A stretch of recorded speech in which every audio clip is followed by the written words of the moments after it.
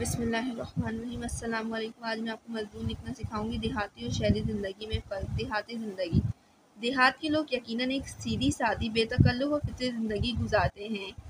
قدرت نے زمین پر جو میدان، درخت، پہاڑ اور ایسے ہی دوسرے وسائل پیدا کیے ہیں، دیہات میں وہ ہمیں اپنی اصل صورت اور حالت میں نظر آتے ہیں۔ اسی تعلق سے دیہات کی زندگی سادگی اور سکون کی زندگی ہوتی ہے۔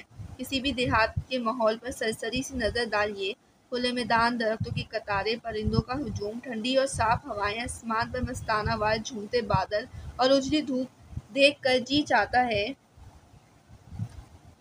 کہ اسی ماحول میں اور اسی فضا میں رہتے رہیں۔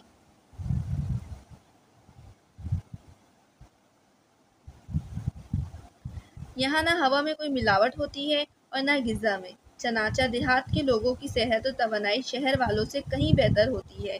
دیہات ہی ہمارے کسانوں کا مسکن ہے، لیکن دیہات کے لوگوں کو اچھی تعلیم کے علاوہ اچھی صحت کی سہولتیں بھی حاصل نہیں ہیں۔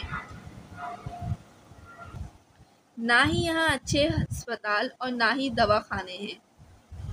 مختصراً، حکومت مختلف اقدامات سے دیہی ماحول اور اس میں بسنے والے افراد خصوصاً کسان کی زندگی کے حالات کو بہتر بنانے کی کوشش میں مصروف ہے۔ شہری زندگی، کہا جاتا ہے کہ ہر چمکنے والی چیز سونا نہیں ہوتی، اور یہی صورتحال کچھ شہروں اور شہری زندگی کی ہے۔ شہروں کا سب سے بڑا مسئلہ افزائش آبادی کا ہے۔ شہر والوں کا دوسرا اہم مسئلہ پانی کی آلودگی کا ہے۔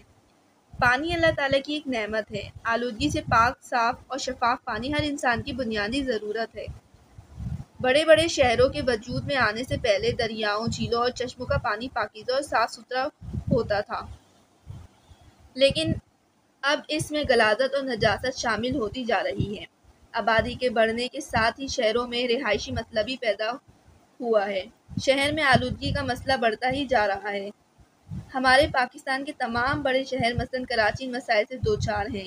لوگ مصنوعی طریقوں سے آرام اور سکون حاصل کرنے کی کوشش کرتے ہیں، لیکن اس میں بھی کامیاب نہیں ہوتے، اور نت نئے مسائل میں گھرے ہوئے شہری کبھی کبھی تو یہ کہتے بھی نظر آتے ہیں کہ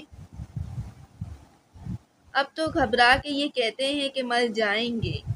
اب تو گھبرا کے یہ کہتے ہیں کہ مر جائیں گے، مر کے بھی چین نہ پایا تو کدھر جائیں گے۔ جزاک اللہ۔